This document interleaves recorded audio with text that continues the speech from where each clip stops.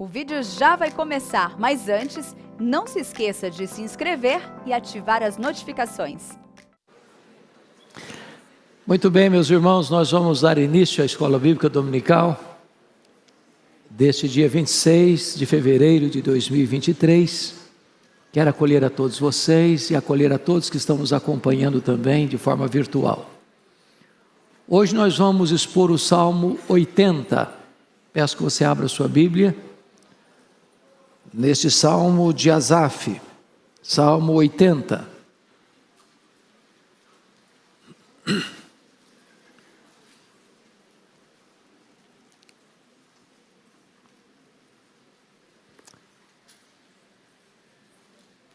Salmo 80, versos 1 a 19. Dá ouvidos, ó pastor de Israel, tu que conduzes a José como um rebanho. Tu que estás entronizado acima dos querubins, mostra o teu esplendor. Perante Efraim, Benjamim e Manassés, desperta o teu poder e vem salvar-nos. Restaura-nos, ó Deus, faze resplandecer o teu rosto e seremos salvos. Ó Senhor, Deus dos exércitos, até quando estarás indignado contra a oração do teu povo? Dás-lhe a comer pão de lágrimas e a beber copioso pranto. Constitui-nos em contendas para os nossos vizinhos, e os nossos inimigos zombam de nós a valer. Restaura-nos, ó Deus dos exércitos, faze resplandecer o teu rosto e seremos salvos. Trouxeste uma videira do Egito, expulsaste as nações e a plantaste. Dispuseste-lhe o terreno, ela deitou profundas raízes e encheu a terra. Com a sombra dela, os montes se cobriram, e com os seus sarmentos, os cedros de Deus. Estendeu ela a sua ramagem até o mar, e os seus rebentos até o rio. Por que lhe derribaste as cercas, de sorte que a vindimam todos os que passam pelo caminho? O javali da selva a devasta, e nela se repastam os animais que pululam no campo. Ó Deus dos exércitos, volta-te, nós te rogamos. Olha do céu e vê, e visita esta vinha. Protege o que a tua mão direita plantou, o sarmento que para ti fortaleceste. Está queimada, está decepada. Pereçam os nossos inimigos pela repreensão do teu rosto. Seja a tua mão sobre o povo da tua destra, sobre o filho do homem que fortaleceste para ti, e assim não nos apartaremos de ti. Vivifica-nos e invocaremos o teu nome. Restaura-nos, ó Senhor, Deus dos exércitos. Faze resplandecer o teu rosto e seremos salvos. Amém. Eu vou tratar do tema um clamor por restauração. Um clamor por restauração. Bom, vocês estão cientes de que este salmo pertence ao terceiro livro do Saltério. Já disse aqui reiteradas vezes que o livro de Salmos é uma coletânea de poemas. Não foi escrito o livro por um só autor. Nós temos vários autores. Tem Davi, tem Asaf, tem os filhos de Coré, tem Moisés, tem Salomão. E este livro, que é formado de 150 poemas, foi classificado e dividido em 5 livros, do 1 ao 41, o primeiro livro, todo escrito por Davi. O segundo livro, do 42 ao 72, com vários autores. Este terceiro livro é o menor deles, que vai do 73 ao 89. Depois o quarto, começando com o Salmo 90, indo até o Salmo 106. E o quinto livro, do 107 ao 150. Desses 5 livros do Saltério, Este, o terceiro, que vai do 73 ao 89, é o menor deles. Este aqui é um salmo de Asaf. E o contexto desse salmo é a invasão e a tomada da cidade de Samaria. Vocês se lembram que com a morte do rei Salomão, em 931 a.C., tínhamos um único reino, o reino de Israel, governado por um único rei. E esse período da monarquia de Reino Unido durou 120 anos, né? Com Saul, Davi e Salomão. Com a morte de Salomão, o reino se dividiu, até porque Salomão tinha um reino muito pomposo, muito esplendoroso, mas quem pagava a conta do luxo era o povo. É sempre assim, quem paga a conta é o povo. Então, quando ele morre, o povo reivindica do sucessor dele, que era o seu filho, Roboão, para aliviar os impostos. O povo não aguentava mais, estava com o pescoço esfolado da canga dos tributos. O filho dele, insensatamente, não atende ao clamor do povo, e isso provoca uma espécie de rebelião, e das 12 tribos, 10 tribos seguem a liderança cismática de Jeroboão I, formando um outro reino, conhecido como o Reino do Norte, ou Reino de Israel, que vai ter como capital Samaria, e que vai durar apenas 209 anos. Ou seja, de 931 a.C. a 722 a.C. Nesse período de 209 anos, tivemos 19 reis em 8 dinastias diferentes. É importante destacar isso aqui. No Reino do Sul, que tinham apenas 2 tribos, Benjamim e Judá, não podia ter várias dinastias, porque era necessário que seguisse a linhagem que desembocaria no Messias, que era da tribo de Judá. Mas nessa tribo, nesse Reino do Norte, nós tivemos 8 famílias diferentes governando. Nós chamamos isso de dinastia. Vale destacar que nenhum desses reis andou com Deus. Todos os 19 reis foram maus, foram perversos, foram idólatras. E agora, a despeito de Deus enviar seus profetas para alertar o povo, como o profeta Amós, como o profeta Oséias, como o profeta Joel, como o profeta Miqueias, o povo não ouviu a voz de Deus. Então, em 722, o mais poderoso império da época, o Império Assírio, cuja capital era Nínive, cercou Samaria, tomou Samaria e levou esse povo para um cativeiro. Os restantes que ficaram, Sargão II, muito estrategista, traz povos estrangeiros para morar na região,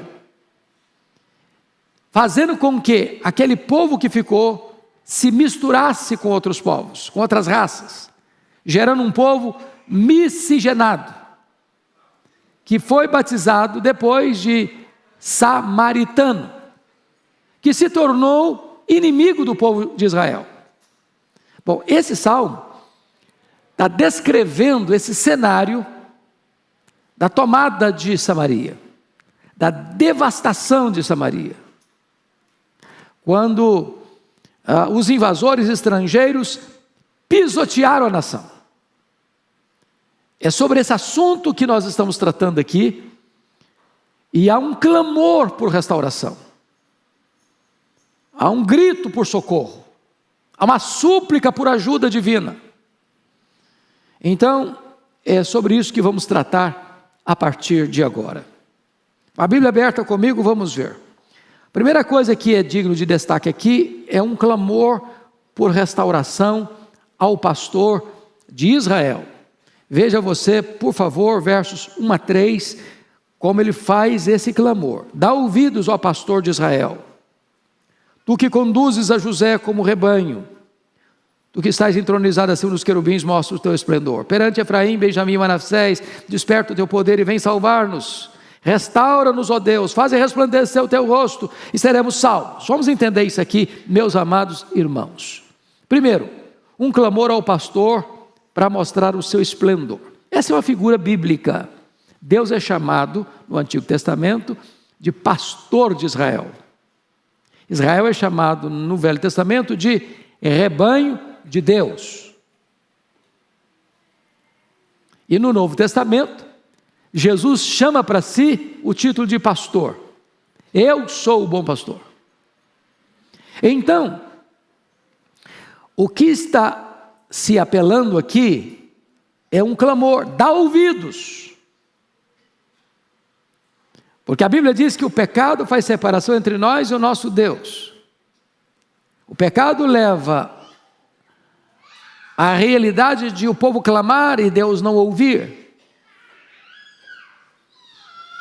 Então o povo está aqui num momento crítico, pedindo: dá ouvidos, ó pastor de Israel. Estão pedindo socorro, como um rebanho, como ovelhas. Tu que conduzes a José como rebanho. José aqui, vamos entender isso, é uma espécie de resumo do que significava as 10 tribos. José não teve tribo, José não é nome de tribo, mas José teve 2 filhos. Quem lembra o nome dos filhos de José? Primeiro, o mais velho, chamava Manassés. Como é que chamava o segundo filho? Efraim. Então José não teve tribo, mas os 2 filhos dele receberam tribo, né? Foram tribos. Quando eu diz aqui, dá ouvidos, ó pastor de Israel, tu que conduzes a José como rebanho, ele está sintetizando aqui todas as 10 tribos do norte, tá? E aí ele destaca que esse pastor é glorioso. Tu que estás entronizado acima dos querubins, mostra o teu esplendor. Eu acho isso aqui magnífico, porque o que ele está pedindo? O que ele está querendo? Ele está querendo que a presença manifesta desse pastor se torne realidade visível para o povo. Quando é que o povo de Deus se enfraquece? É quando o povo não tem percepção da presença de Deus. A maior necessidade da igreja, irmãos, não é de coisas, é de Deus. E quando você vê no Antigo Testamento sobre a presença de Deus, nós temos que distinguir presença de Deus no que tange a onipresença e a presença manifesta. Por exemplo, quem foi criado num berço evangélico desde cedo e teve a oportunidade de estudar os catecismos da igreja, o catecismo de criança tinha a primeira pergunta: onde está Deus? E a resposta era: Deus está em toda parte. À luz do Salmo 139, não tem um lugar tão alto que Deus não esteja, não existe um lugar tão profundo que Deus não esteja. Não existe nenhum ponto deste vasto universo de 93 bilhões de anos-luz de diâmetro que Deus não esteja. Ele está em toda parte. Porém, Deus não está em todo lugar com a sua presença manifesta. Quando Deus se manifesta, a ideia é esta: quão tremendo este lugar! É a casa de Deus, é a porta do céu. Há uma exultação, há um gozo, há uma restauração. E é isso que ele está pedindo, essa presença manifesta, para Deus mostrar, revelar, deixar claro, eloquente, contundente a sua presença manifesta, retratar o seu esplendor.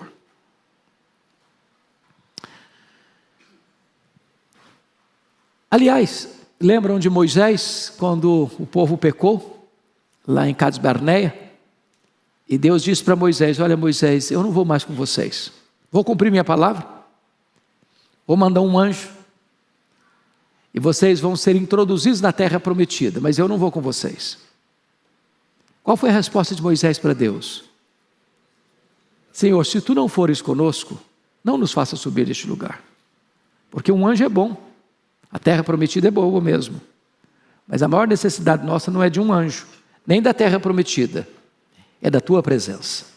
É isso que ele está pontuando aqui, né? Segundo lugar, um clamor para o pastor mostrar o seu poder salvador. Versículo 2: perante Efraim, Benjamim e Manassés, desperta o teu poder e vem salvar-nos. Vamos entender isso aqui, meus amados irmãos. Quando ele está falando perante Efraim, Benjamim e Manassés, ele está falando agora de duas tribos do reino do norte, que é Efraim e Manassés, que eram filhos de José. E ele está falando de um nome aqui que é da tribo do sul, do reino do sul, que é Benjamim. O ponto de destaque é que todos esses aqui são filhos do casamento de Jacó com Raquel. Lembram disso? Então José foi o primogênito de Jacó com Raquel, e depois ela tem Benjamim e morre no parto. Quando ele está falando isso aqui, tem mais uma coisa digna de destaque. Essas três tribos, Efraim, Benjamim e Manassés, são um resumo da nação toda. E essas três tribos eram aqueles que iam, quando os coatitas iam levando a arca, eles iam na frente da arca. Não apenas eles sintetizam as tribos, mas eles são líderes das tribos. Então, o que eu quero destacar aqui nesse ponto é o pedido deles é para Deus despertar o seu poder e vir salvá-los. Por quê? O contexto é de uma cidade tomada pelo inimigo, assolada pelo inimigo, devastada pelo inimigo. E quando você percebe que o inimigo está prevalecendo sobre o povo de Deus, o clamor é o quê? A manifestação do poder de Deus, que liberta, que restaura, que salva, que derrota o inimigo, que traz sinais do favor de Deus ao seu povo. Terceiro ponto, um clamor por restauração. Olha o verso 3: restaura-nos, ó Deus, faze resplandecer o teu rosto e seremos salvos. Agora eu vou chamar a atenção para esse ponto aqui, que aqui está o estribilho. Estribilho é aquilo que numa estrofe você repete, né? Igual um hino, você canta um hino, a letra está lá, mas tem uma frase do hino que você repete em todas as estrofes, chamada de estribilho. Nesse salmo tem um estribilho, que é a alma, o cerne do salmo. E ele é repetido 3 vezes. Então olha aí comigo, por gentileza. Primeira vez que ele repete, que ele aparece no verso 3. Leia em voz alta comigo. Restaura-nos, ó Deus, faze resplandecer o teu rosto, seremos salvos. Ele repetiu de novo no verso 7, vamos ler de novo. Restaura-nos, ó Deus dos exércitos, faze resplandecer o teu rosto, seremos salvos. E ele repete a última vez, a terceira vez no 19. Vamos juntos? Restaura-nos, ó Deus, ó Senhor, desculpa, vamos começar de novo. Restaura-nos, ó Senhor, Deus dos exércitos, faze resplandecer o teu rosto, seremos salvos. Agora, dever de casa. Olha para as 3 leituras que fizemos. O que é que você notou de diferente? Vocês estão fazendo uma prova. E aí, se pergunta, é um estribilho, mas o que é que apareceu de diferente em cada um?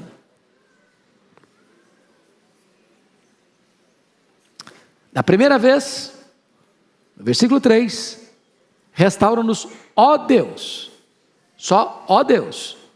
A segunda vez, no verso 7, ó Deus dos exércitos. Na terceira vez, no 19, ó Senhor, Deus dos exércitos. Ele vai num crescendo, acerca do nome de Deus. Está claro isso? Ok. Então, qual é o pedido central desse salmo? Qual é o pedido central desse salmo? Restauração. Restauração. Restauração. A quem que ele pede restauração? A Deus. Obrigado, meu príncipe. A quem ele pede restauração? Ao Deus dos exércitos. A quem ele pede restauração? Ao Senhor, Deus dos exércitos. Quem pode restaurar? Deus. Na crise, quem pode nos valer? Deus. Quem pode reverter o nosso diagnóstico de crise? Deus. Essa é a linha, esse é o pensamento que esse salmo quer trazer para nós. Vamos ao segundo ponto desse salmo. Um lamento sobre o castigo do juiz, o Senhor dos exércitos. Versículos 4 a 7. Então destaco um lamento pela indignação divina. Ó Senhor Deus dos exércitos, até quando estarás indignado contra a oração do teu povo? Destaco aqui um ponto muito importante. Israel entendia isso.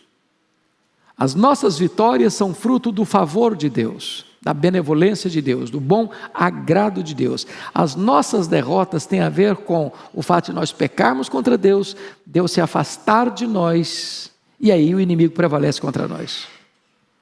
A fraqueza da igreja está no exato ponto dela se afastar de Deus. Aí ela fica fraca, aí o inimigo prevalece. Agora note uma coisa. Até quando estarás indignado contra a oração do teu povo? Olha que ele está dizendo que Deus está indignado contra o pecado do povo. Ele está dizendo que Deus está indignado contra a oração do povo. Por quê?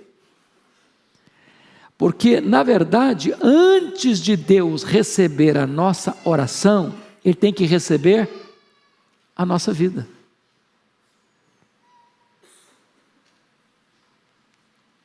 Primeiro Deus se agrada de você. Depois Deus se agrada da sua oração. Primeiro Deus se agrada de você. Depois Deus se agrada do seu culto. Deus não se agrada da minha oração no exato momento em que eu estou em rebelião contra Ele. Por que Samaria foi tomada? Porque a Síria era mais forte que Samaria? Porque o exército assírio era irresistível? Não. Porque Samaria estava vivendo em pecado, longe de Deus, em rebelião contra Deus. Mutatis mutandis aqui, vamos mudar a situação. Esse mesmo império assírio, quando dominou Samaria, quem governava lá em Judá era o rei Ezequias. Lembram disso? Esse mesmo exército vai e cerca Jerusalém. E ordena o rei Ezequias se render. Com abuso, inclusive dizendo, renda-se, porque Deus nenhum vai salvar você. É impossível alguém resistir meu exército. Senaqueribe desafiou. O que Ezequias fez? Orou ao Senhor. O que Deus fez? Deus mandou um anjo e matou ao redor de Jerusalém 185.000 soldados assírios. Ou seja, o povo de Deus é derrotado não porque o inimigo é forte. O povo de Deus é derrotado quando se aparta do Deus Todo-Poderoso.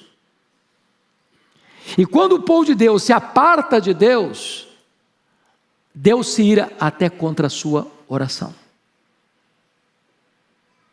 Está claro isso, irmãos? Vamos em frente então. Versículo 5. Lamento pelo choro deles, dá-lhes a comer pão de lágrimas e a beber copioso pranto. A ideia aqui, meus amados, que agora o pastor, está falando ainda do pastor, em vez do pastor estar dando para o povo, à luz do Salmo 23, pastos verdejantes, águas tranquilas, e preparando uma mesa diante do adversário, ungindo a cabeça com óleo, para o cálice transbordar, o pastor está dando o quê para essas ovelhas rebeldes? Versículo 5. Comer pão de lágrimas e a beber copioso pranto. Este é o banquete fúnebre. Essa é a tribulação, esse é o aperto, esse é o cerco. A causa, o pecado. O pecado. O pecado é maligníssimo. O pecado é pior que a pobreza. É pior do que a doença. É pior do que a morte. Esses males todos não podem nos afastar de Deus, mas o pecado afasta. O pecado leva você mais longe do que você gostaria de ir, retém você mais tempo do que você gostaria de ficar, e lhe custará um preço mais alto do que você gostaria de pagar. É maligníssimo. Essa é a safra do pecado. É o fruto do pecado. Terceiro lugar, olha o versículo 6 comigo. Constitui-nos em contendas para os nossos vizinhos, e os nossos inimigos zombam de nós a valer. Esse problema não ocorreu só com as 10 tribos do norte, com o reino do norte, com o reino de Israel, mas também com o reino de Judá, que não aprendeu a lição. Alguém disse que o sábio é aquele que aprende com os erros dos outros. Uma linguagem bem nossa, quando o outro começa a enfrentar um problema, você bota a sua barba de molho, dizendo o seguinte: por aquele caminho eu não vou andar não. Eu sei o que aconteceu, então eu evito, não precisei sofrer, aprendi com o sofrimento do outro. Quando a gente não aprende, a gente começa a fazer o quê? Repete os mesmos erros. Isso é tolice. Não aprendi com o erro do outro, vou caminhar pela mesma estrada, vou sofrer o quê? As mesmas consequências. Então Judá não aprendeu a lição. O reino do sul não aprendeu a lição. E aí em 586, o inimigo veio, a Babilônia veio, cercou Jerusalém, levou os vasos, levou os jovens, depois levou o povo todo, arrasou a cidade. Quando os judeus estavam fugindo, os israelitas estavam fugindo de Jerusalém, os edomitas, que ficam ali às margens do Mar Morto, que eram até aparentados, ficavam nas encruzilhadas. Aqueles que tentavam fugir desesperados, eles matavam. Aproveitavam o momento da desgraça dos outros para aumentar ainda mais o sofrimento deles. É isso que ele está dizendo no versículo 6. Os nossos inimigos não só prevalecem, mas zombam, porque quando Jerusalém estava sendo tomada, os edomitas diziam: arrasaia, arrasaia, arrasaia até os fundamentos. Em outras palavras, meus irmãos, quando o povo de Deus cai, fraqueja, se torna motivo de zombaria, os ímpios vão ficar exultando, sabia? Não tem ilusão não. Não pense você que o mundo vai chorar com você. O mundo vai se alegrar com a sua desgraça, com a sua queda, com o seu fracasso. O mundo odeia o cristão, sabia disso? O mundo odeia Jesus. E Jesus diz: vão odiar vocês também. Então não espere camaradagem. Quando um crente fracassa, o mundo vai zombar, vai escarnecer. E esse é um preço que eles estavam pagando. Mas mais do que isso, você vai perceber agora, em virtude dessa realidade toda, o segundo pedido de socorro, versículo 7. Restaura-nos, ó Deus dos exércitos, faze resplandecer o teu rosto e seremos salvos. Então vamos entender a quem está pedindo socorro. Quando ele diz Senhor dos exércitos, o que significa Senhor dos exércitos? Quando você fala esse nome de Deus, o que traz à sua mente? O que vem à sua mente? Que o seu Deus, ele tem o controle não só dos exércitos celestiais, dos anjos, tem poder sobre os demônios, mas ele tem poder sobre todo o comando de poder instituído da terra. Ele é o comandante em chefe de todas as hostes. Ou seja, quando ele se levanta, não há poder tão grande que possa resisti-lo. E qual é o pedido aqui no versículo 7? Faze resplandecer o teu rosto, ou seja, mostra quem tu és, mostra a tua glória, mostra o teu esplendor, e todos ficarão curvados, amedrontados, acuados. paralisados. E o resultado disso, dessa manifestação esplendorosa de Deus, está escrito no verso 7 assim: e seremos salvos. Seremos salvos. Pois bem, vamos agora para a terceira lição do Salmo 80. Um testemunho acerca da videira devastada ao agricultor. Veja você que a partir do versículo 8, ele vai mudar a metáfora. Qual foi a metáfora que ele usou de 1 a 7? O povo de Deus era o quê? Rebanho. Deus era quem? Pastor. Agora ele vai dizer que Deus é o viticultor, o agricultor, e o povo de Deus é o quê? A videira. Vamos lá. Então, é importante entender aqui essa figura. Se Jesus, no Novo Testamento, chamou a si mesmo de pastor, Jesus no Novo Testamento chama a si mesmo de quê? De videira. Eu sou a videira verdadeira, e o meu pai é o quê? É o agricultor. Então vamos olhar essa figura aqui. Quem era Israel na linguagem bíblica? Israel era uma videira que Deus transplantou de onde para onde? Do Egito para Canaã. Asaf vai pegar essa figura, esse emblema, essa imagem, essa metáfora, para trazer aplicação para o povo e rogar a Deus a sua intervenção. Primeira coisa, a vinha transplantada, versículo 8, olha aí comigo, por favor. Trouxeste uma videira do Egito, expulsaste as nações e a plantaste. Vamos entender isso aqui. Lá em Gênesis 15, Deus havia falado para Abraão que daria a ele a terra da promessa, terra de Canaã. Mas ele não tomaria posse imediatamente, porque lá tinham 7 nações, e a medida deles ainda não tinha transbordado. Ou seja, quanto tempo durou da promessa a posse? Mais de 400 anos. Essas nações estão lá, pecando contra Deus, pecando contra Deus, pecando contra Deus, pecando contra Deus. E a medida do juízo, da ira de Deus sobre ele, está crescendo, está crescendo, está crescendo, está crescendo, está crescendo. Quando transbordou, Deus diz: chega, chega. Agora Deus pega o seu povo lá do Egito, como uma videira, expulsa essas 7 nações da terra de Canaã, pega essa videira e transplanta essa videira para a terra prometida, para Canaã. Então Israel é a videira transplantada do Egito em Canaã.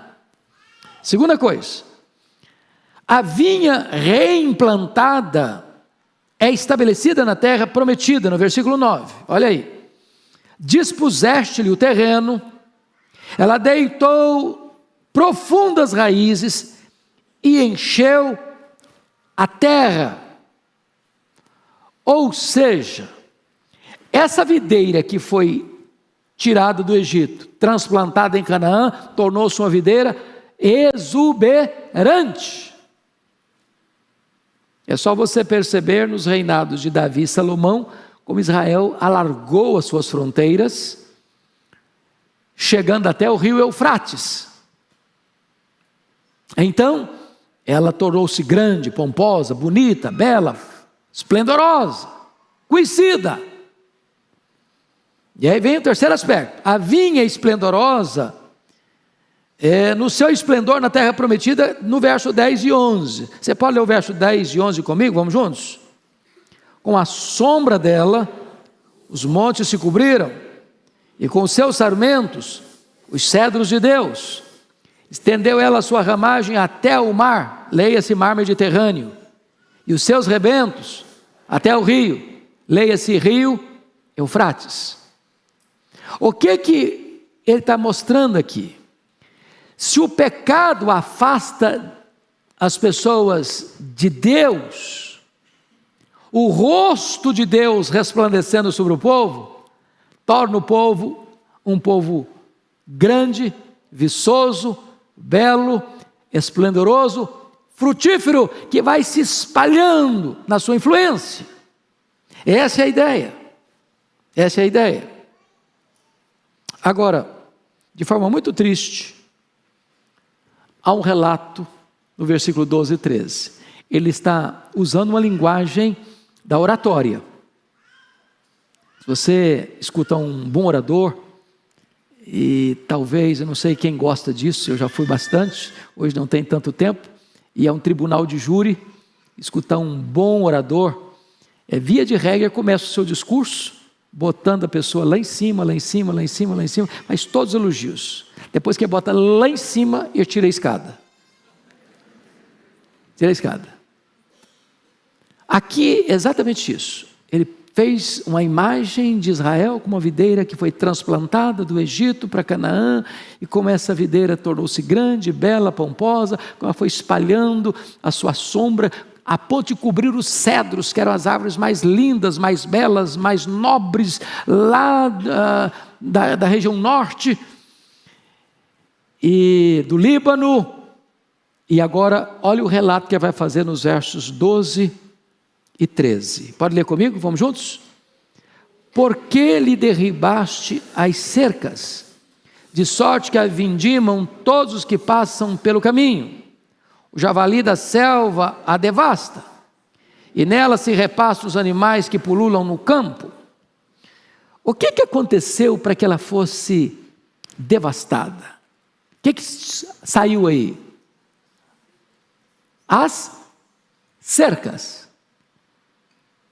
Você pode perceber que quando você vê agricultura nas estradas, via de regra, o agricultor faz o quê? Ao longo da estrada faz uma cerca, às vezes viva. Para quê? Primeiro, para que a pessoa que está passando não fique cobiçando, né? Então você não enxerga o que está lá. O que protege é a cerca. Se a cerca foi derribada, é a mesma coisa na época de uma cidade sem muros, vulnerável, susceptível, sem poder e capacidade de resistência. Então, é muito importante entender outra coisa no texto. Vejam vocês, no versículo 12, por que lhe derribaste as cercas? Quem derrubou as cercas? O próprio Deus. Por que Deus derrubou as cercas? Por causa do pecado. Quem fez o que em Jerusalém, por exemplo? Foi Nabucodonosor quem, com a sua força e estratégia política, tomou os vasos do templo, ou foi Deus quem entregou os vasos do templo nas mãos dele? Qual a linguagem bíblica? Deus entregou os vasos do templo nas mãos de Nabucodonosor. Ou seja, o pecado produz o quê? Juízo de Deus, disciplina de Deus. Não há possibilidade de pecar e ser premiado, e ter vantagem, e ter sucesso, e ter benefícios. O pecado vai trazer o quê? Prejuízo, derrota, fracasso, fraqueza, vulnerabilidade. Ou seja, o inimigo só entra porque não tem cerca. Irmão, está claro isso? Está confuso? Está dando para entender?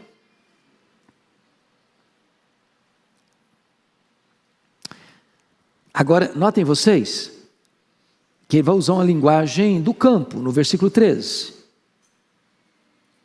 Ou vamos pegar o 12 ainda. De sorte que a vindimam todos os que passam pelo caminho. Ele está usando uma linguagem bem nossa. Se é uma estrada, quem passa na estrada? Muita gente, passa por lá. Aí você tem uma parreira de uva, é uma videira.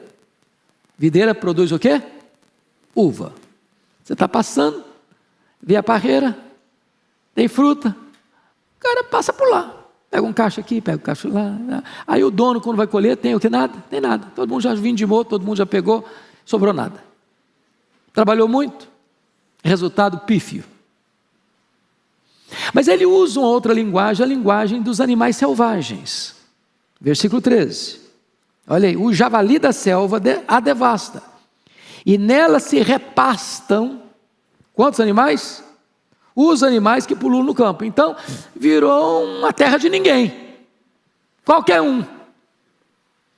Quando você vai aplicar isso, se você percebe, Israel foi atacado pelo Egito, pela Assíria, pela Babilônia, pelo Império Medo-Persa, pelo Império Grego, pelo Império Romano.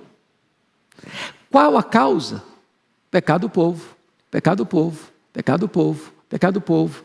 Quem entregou o povo a essas feras selvagens? Deus, Deus, Deus, Deus, Deus.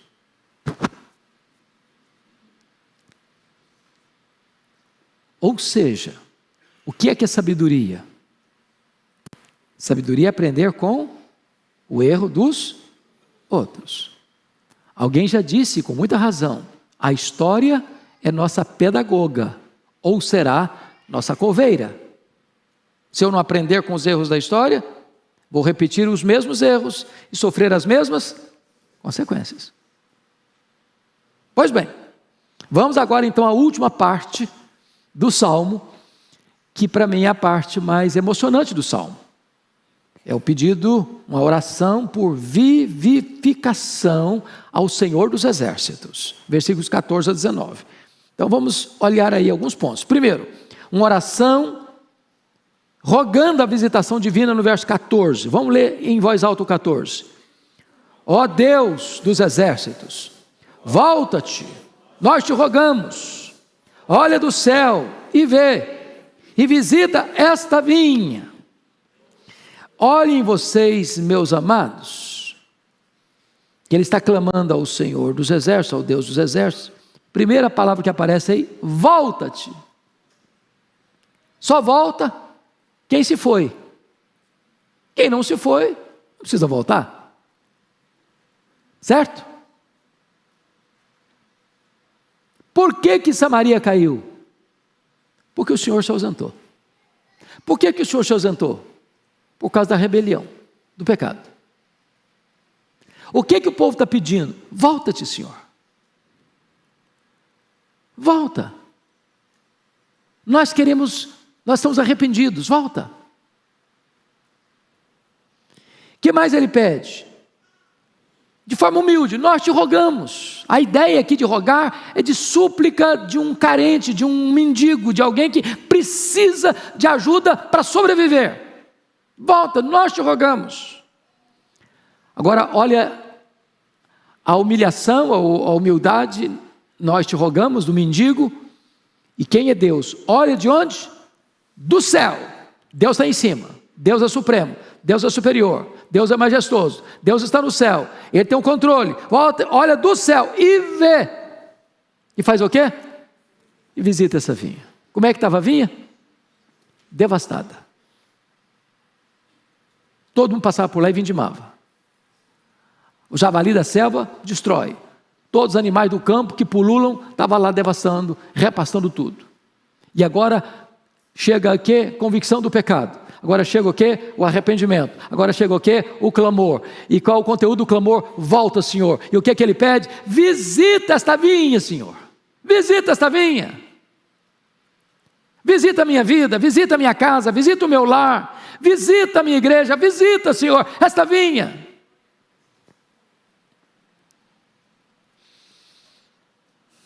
Versículo 15.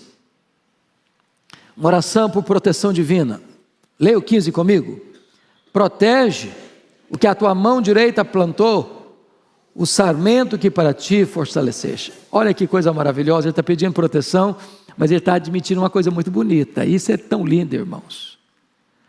A vinha devastada ainda era a vinha de Deus. A vinha devastada era a vinha que Deus havia plantado. Um crente cai, sofre, mas ainda ele é filho de Deus. Deus ainda é o seu Deus. A aliança está preservada. Tem restauração, tem perdão, tem cura, tem recomeço, tem restauração. Essa é a nossa esperança, meus irmãos. Essa é a nossa esperança. Deus pode fazer algo novo. Deus pode visitar o seu povo. Deus pode restaurar o seu povo. Terceiro lugar, uma oração reivindicando a vindicação da justiça divina no verso 16. Leia o 16 comigo, vamos juntos. Está queimada, está decepada. Pereçam os nossos inimigos pela repreensão do teu rosto. Então ele faz uma constatação e faz um pedido. Qual a constatação? É que a vinha está o quê? Decepada. Só tem toco. Não tem cacho de uva. E o que ele pede? Senhor, trata dos nossos inimigos. Levanta-te e defende a nossa causa. Eu não sei lidar com eles, eu não tenho poder para lidar com eles. Mas o Senhor, se levantar, eles vão cair. O Senhor é o Senhor, Deus dos exércitos. Todas as hostes estão debaixo do teu controle, do teu domínio, do teu governo. Então levanta, Senhor, defende a nossa causa. Essa é uma história muito importante para cada um de nós, irmãos, porque se nós formos enfrentar os nossos inimigos de cara limpa, o que vai acontecer? Vão ser derrotados. Nós não temos forças. As nossas armas não podem ser carnais, precisam ser espirituais, poderosas em Deus, para destruir fortalezas e anular sofismas. Sem a armadura de Deus a gente não luta. Está me lembrando daquela menininha, que era crente, e uma pessoa tentando entender melhor a cabecinha dela, de confiança, perguntou, mas você é crente, ok, mas e se o diabo aparecer? Bater na porta da sua casa? Como é que você faz? Como é que você vence? A menininha disse assim, se o diabo bater na porta da minha casa, na porta do meu coração, eu vou chamar Jesus para atender. Com ele, o diabo pode não. Essa é a ideia. Senhor, está devastado, mas se o Senhor se levantar, os inimigos vão cair. Louvado seja Deus. Quarto lugar, uma oração clamando pelo cuidado divino no verso 17. Leia o 17 comigo. Seja a tua mão sobre o povo da tua destra, sobre o filho do homem que fortaleceste para ti. Olha que coisa maravilhosa. Esse povo que é uma vinha devastada é o que mesmo para Deus? O povo da destra de Deus, o povo amado de Deus, a menina dos olhos de Deus, a herança de Deus, o rebanho de Deus, a família de Deus, a igreja do Deus vivo. É esse entendimento, irmãos, é que dá força e ânimo para você levantar a cabeça. Você é filho de Deus, você é povo de Deus, você é herança de Deus, você é rebanho de Deus. A crise chegou, a crise se instalou, o inimigo cresceu, você sofreu, mas Deus se levanta para restaurar você. Quando o braço de Deus se estende, a vitória é certa, a restauração é segura e Deus manifesta a sua glória na sua vida. Bendito seja o Senhor. Bom, penúltimo lugar, uma oração desejando reavivamento. Olha comigo o versículo 18, por gentileza. E assim, não nos apartaremos de ti, vivifica-nos, invocaremos o teu nome. Louvado seja Deus. Sabe quem nos prende assim, bem pertinho dele? É o próprio Deus. A obra de Deus, é dependência de Deus. Eu me aparto de Deus sempre que sou deixado a mim mesmo. Sou fraco, não consigo. Mas se Deus me visitar, eu vou ficar pertinho dele, ser vivificado para invocar o seu nome. E aí termina o salmo com o mesmo refrão, que apareceu no verso 3 e no verso 7. E aqui eu peço que você leia comigo em voz bem clara, bem eloquente, verso 19. Restaura-nos, ó Senhor, Deus dos exércitos, faze resplandecer o teu rosto e seremos salvos. Então, nós temos duas figuras aqui. A primeira figura é a figura de um rebanho. A segunda figura é a figura de uma videira. Você é rebanho de Deus, você é ramo da videira verdadeira. O Deus a quem servimos é o Deus da nossa restauração, que pode trazer sobre nós um reavivamento. Deus fez isso na história. Deus fez isso lá na Alemanha, em 1723, com os moravianos.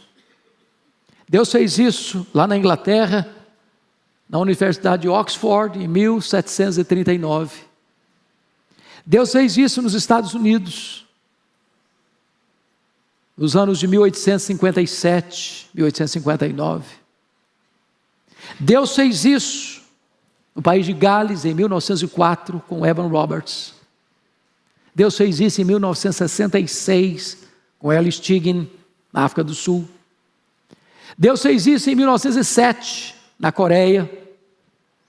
Deus fez isso em muitos outros lugares. A igreja murcha, de repente, o Senhor vem, visita a sua vinha e ela volta a florescer e frutificar. Vocês certamente estão acompanhando esse fato que aconteceu na Universidade de Asbury, no estado de Kentucky, no dia 8 de fevereiro. Eu tenho acompanhado de perto, eu tenho conversado com pastores amigos que estiveram lá, e conversei com eles lá de dentro, fazendo lives com eles, e eu gostaria de dar alguns testemunhos para vocês sobre isso. É uma universidade metodista. O fundador desta universidade, missionário Asbury, por isso tem esse nome, fundou essa universidade no século XVIII. Ele era um discípulo de John Wesley. Ele andou cerca de 100 mil milhas a cavalo pregando o evangelho, falando de avivamento. Eu fico imaginando que Deus está respondendo à oração daquele homem ainda hoje. Essa universidade já recebeu várias visitações de Deus em outros tempos, desde 1908. Só no século XX foi em 1950 e 1970 os principais. E agora, no dia 8 de fevereiro, aquela universidade metodista tem 3 cultos semanais na capela. Não é um seminário, é uma universidade metodista. E neste culto de dia 8, o capelão pregou um sermão sobre Romanos 12, versos 9 a 21. Eu tive a bênção de ouvir esse sermão na íntegra. Um sermão simples, mas muito objetivo, muito direto, muito confrontador, retratando a questão de que há necessidade de confissão de pecados. E o que ele disse foi o seguinte: o que nós falamos de amor não é amor, porque nós não temos na prática preferido uns aos outros em honra. Quando ele terminou o sermão, os alunos voltaram para a capela, para as salas de aula, e deram falta de 19 alunos. Quiseram saber o que estava acontecendo. Um desses alunos permaneceu na capela, se ajoelhou, tomado de convicção de pecado, e começou a confessar os seus pecados. Pecados graves, horrendos, com medo de ser rejeitado. Mas os colegas que estavam ali, me parece 18 deles, se ajoelharam com ele, choraram com ele, amaram a ele, e também começaram a confessar os seus pecados. Os professores, percebendo que os alunos não voltavam, procuraram saber. E aí foram os professores, foram os outros alunos, foram os diretores, foram os funcionários. E um senso tremendo da presença de Deus invadiu aquele lugar. A capela comporta 1.500 pessoas, e a reunião de oração intercalada de pregação, de louvor, durou mais de 2 semanas. Outras universidades estão sendo tomadas com o mesmo propósito, com o mesmo sentimento. Pessoas vieram de praticamente todos os estados da América para ver o que estava acontecendo. Uma cidade pequena, no meio de fazendas. Gente de outros países vieram. E o testemunho que se tem é que é impossível chegar ali sem ter um senso profundo da presença de Deus. As filas se formaram de mais de 2 quilômetros, mais de 2.000 metros de fila, numa temperatura até 4 graus negativos. Ninguém murmurando, ninguém reclamando, um senso profundo de quebrantamento, de arrependimento, de confissão de pecado, de adoração a Deus. Um dos pastores, amigo que eu tenho lá, um homem muito estudioso, disse: eu vou lá, até a pedido do conselho dele, para verificar em loco. E ele foi e me disse, com um senso crítico, com um pouco de ceticismo. Quando ele chegou, ele foi tomado pela presença de Deus. E aquilo impactou a vida dele. Um outro pastor, que foi meu professor lá em Jackson, Mississippi, esteve lá e com lágrimas, chorando, me disse: olha, é impossível não entender que é uma obra de Deus. Outro pastor, com quem conversei ontem, também, repetida vez, eu fiz uma live com ele, e ele me ligou ontem e disse: pastor Hernandes, a minha vida tem um antes e tem um depois.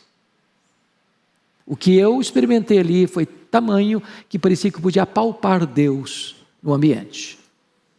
Ontem me ligou dizendo que estava dirigindo o seu carro e foi tomado por uma presença de Deus tão grande, uma alegria tão grande que ele nunca sentiu na sua história, na sua vida. Deus pode fazer de novo. Deus pode fazer de novo. O que diferencia este fato dos outros é que nós vivemos hoje no período da mídia social, da internet. E o mundo inteiro está sendo, de certa forma, impactado por esse fato. Meus amados, o que eu creio é aquilo que esse salmo está nos ensinando. Restaura-nos, ó Senhor, Deus dos exércitos. Faze resplandecer o teu rosto e seremos salvos. Que Deus nos visite também. Que Deus nos quebrante também. E que nós experimentemos na nossa geração também um poderoso reavivamento espiritual. Vamos ficar em pé e vamos orar.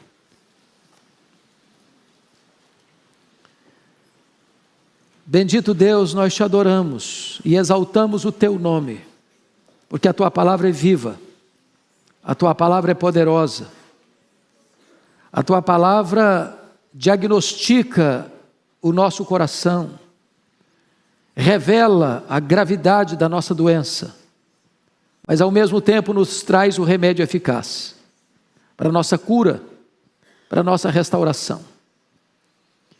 Deus, nós nos identificamos com o povo de Israel. Muitas vezes, nós temos sido também um rebanho de ovelhas rebeldes, que não querem seguir a liderança do pastor, do supremo pastor. Às vezes, Deus, nós nos tornamos recalcitrantes, de dura cerviz.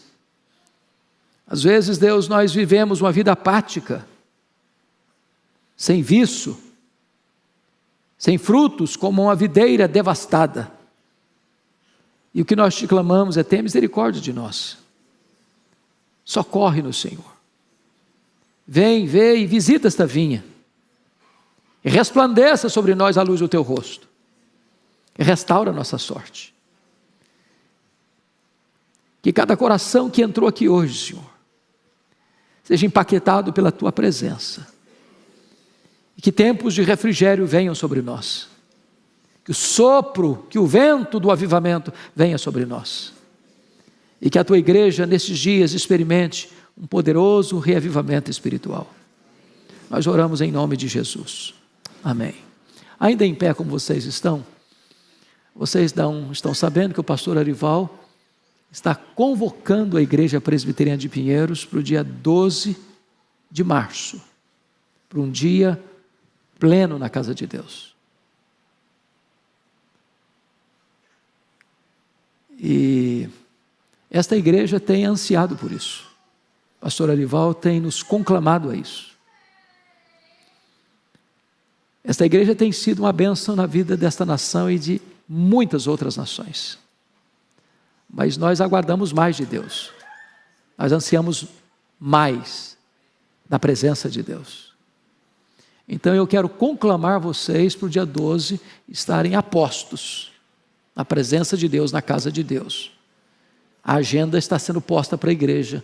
Eu queria, e é um apelo que o pastor Arival até me pediu fazer: não esqueça de falar isso para o povo. dia 12, nós queremos muito ver a igreja em peso, o dia todo, na presença de Deus, na casa de Deus, buscando a face de Deus. Deus abençoe a todos. Muito obrigado.